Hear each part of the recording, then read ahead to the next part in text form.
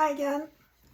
So this is a follow-up from my last recording for you, and when I talked about my inner stress and anxiety, which has probably led to my diabetes, as I said.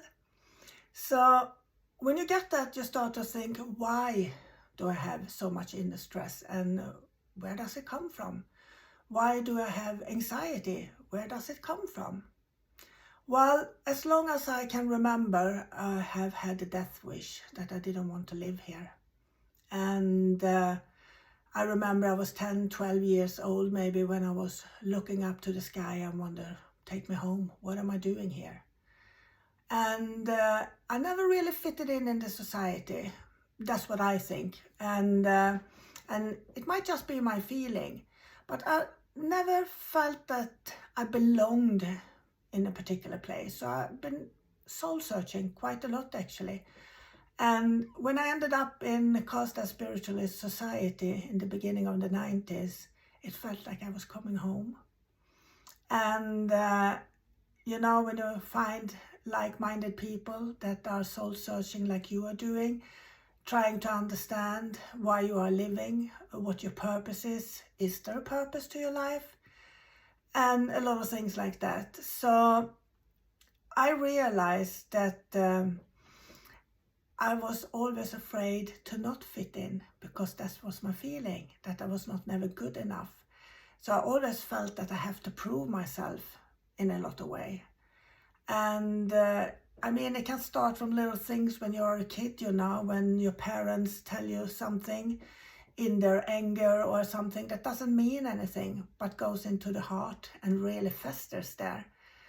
And even though you have understanding of it, I think it builds something that you carry with you. I remember when I slit my wrists the first time and I couldn't go through with it. It was probably just a calling for help, more or less. But I remember I think it was my father who saw it, and I've been covering it up. And he looked at me and he said, you can't do things like that, That means that you're not healthy in your head, more or less, or you will go into an institution, This is dangerous stuff, Mia, I don't know if that was the right words, but that's how I remember it today, that this is something ugly and there's something wrong with me. And and if you go into an institution, it's bad, that's where you lock up the one who is really cuckoo. So, that become a little bit of a fear within me. And I remember I had a lot of fear when you're watching TV when I was a teenage, I could have anxiety about what I've been seeing. And, it escalated so hard. So when I came into spiritualism and I got some tools by working with your mind, sitting in the power, doing meditations, I became a different person. And I felt so much joy for life for the first time, and the excitement of maybe be a part of it.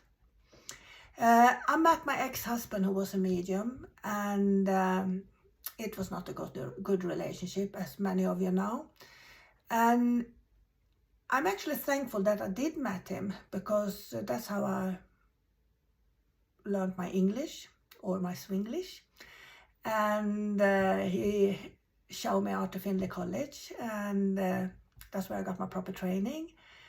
And even though it was hell living with him, it was part of my journey.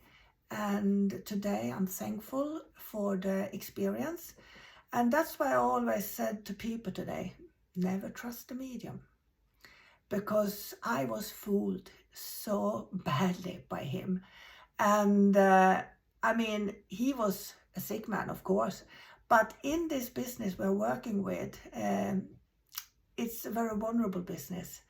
And it's so easy to put a medium on a pedestal and believe that they have all the answers, they have all the knowledge, and you're just like a little sponge and want to have it, a part of it, And if you see good things, your questions start to, you don't question, you believe everything in the end. So, and you believe it's you, if you question things, well, it's just little me, a little old me, you know, what do I know, you know, here is someone with a lot of experience. And I think that's go for the whole business. And after my relationship with him, I'm a very critical medium. And I'm really interested about the mind, how our mind is working. And it's so easy to put all our experiences to the spirit world.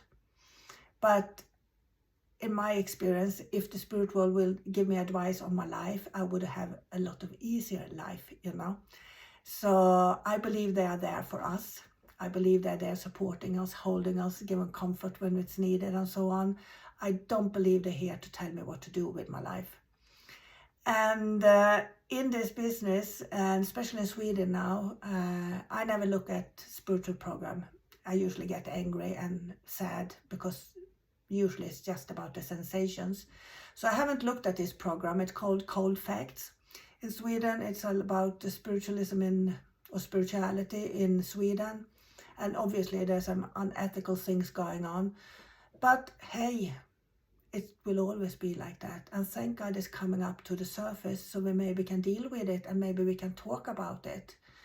It's so easy to hide behind your coat of mediumship. It's so easy to hide behind your spirituality.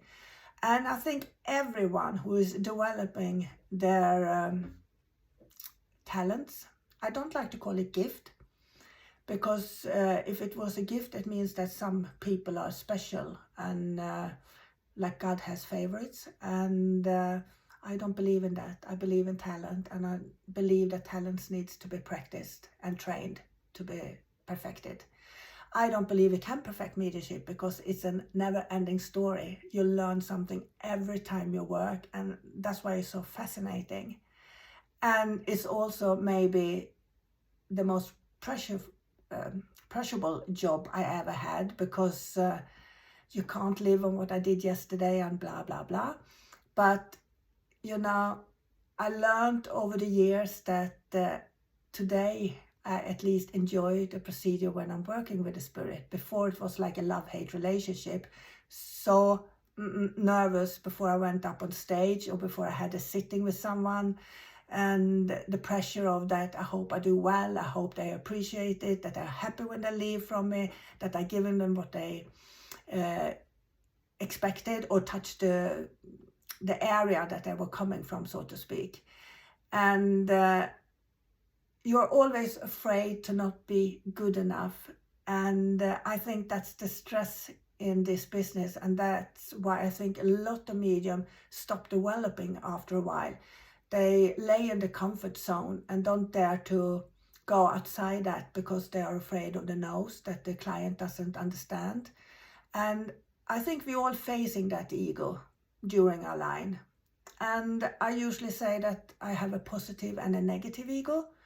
And hopefully I keep my positive ego over my negative ego. Because we all want to be seen, we all want to be heard, we all want to be appreciated, we all want to feel that we're doing something good and something valuable. And for me, that's my positive ego. And but I would never ever try to step on someone else's toes just for my own gain or something like that. I've seen the ugliness in this business. And like with my ex-husband, I usually say that I've been abused in every way you can imagine. But the spiritual abuse was the most hurtful one I ever experienced. Because coming from a little age, longing for something, and you think you find it, and you think you find something, and someone who has the keys and the understanding of something I've been looking for, and then it turns out to just be false and rubbish. So it felt like my world will enter when that happened, you know, that and you feel so stupid that you've been fooled for so long time. And, you know, it's hard. But embracing that, yeah, I might, maybe I was stupid, but I was a victim and an easy one as well. And maybe I was a fool. Maybe I was stupid. But I learned a lot from that. And I like, maybe it's not nice to say them words to yourself, but I mean, I was vulnerable. I was soul searching like no tomorrow. But in this business, you know, it's a jungle out there. And like I said, never trust a medium, because we all think we're right. Because where we come from and where we are today and the experience we have, we think we're right. We think we know quite a lot. But hey, no one can be on the same conscious level, and we are all unique in a way. So if you are meeting a medium or a medium teacher or whatever, and you feel uncomfortable, leave immediately. And also, if they can't take that you're disagreeing with them, they get angry or anything, leave them, you know. It's very important that you feel safe and secure. Yes, it can be tough to develop. Yes, it can be hurtful, because we are sensitive and we're learning about ourselves. And that's so important, because if you don't learn about yourself, you're not going to progress that far within your mediumship and understanding of other people either. So it's important to know yourself. And like I said, the inner spirit, don't underestimate your inner spirit and your own power. Don't give that away to anybody else. This is a topic that I could speak hours and hours about. I love mediumship. It is my passion to build that jigsaw puzzle with evidence from the spirit world. I find it very intriguing and very learning, interesting, exciting, and the rush of adrenaline that goes through you when you have a perfect link and you feel the love from the spirit and it hits the recipient in the right way and the healing takes place. It's magic, and it's become addictive. But to get there, I had to get rid of my fear and anxiety of not being good enough. So I brainwashed myself for over 10 years. I can only do what I can do. And I know that if I keep my focus and take responsible for my interpretations of the energy, I know they will be there. They have never ever been there. I know back in time there were stories that, or to me they said, one day you will stand on the platform and the spirit will test you. And we will not be there and see if you stay to the truth and say to the audience and blah, blah, blah. And in all honesty, in 30 years now, spirit always shows up. Spirit is always there. Me, I can fail, but the spirit has never faulted me. They always been there, surrounding me, holding me, encouraging me when I need it. So remember that you're valuable out there. Remember that mediumship should be a joy. It's not about being best. Who can be the best medium? It depends on the client, how you meet them, how you connect, what they get out of the reading. It's not about what you get out of the reading. And that one can also be hard from time to time. So my best tip, never trust the medium. Trust yourself. What does your spirit say to you? Listen to that little whisper from within and where you need to go.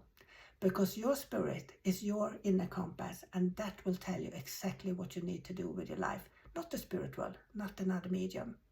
Yes, a medium can be good. It can be a support. It can help you to help yourself. But in the end, it's your spirit and you have to help yourself. So if you're embarking on this line of becoming a medium or developing to a healer or whatever, try to enjoy it to the fullest. Don't take it too serious, even though it is serious, but don't take yourself too serious. Just know that you are going to do the best you can do, and no one can ask for more. So, see you later. Bye.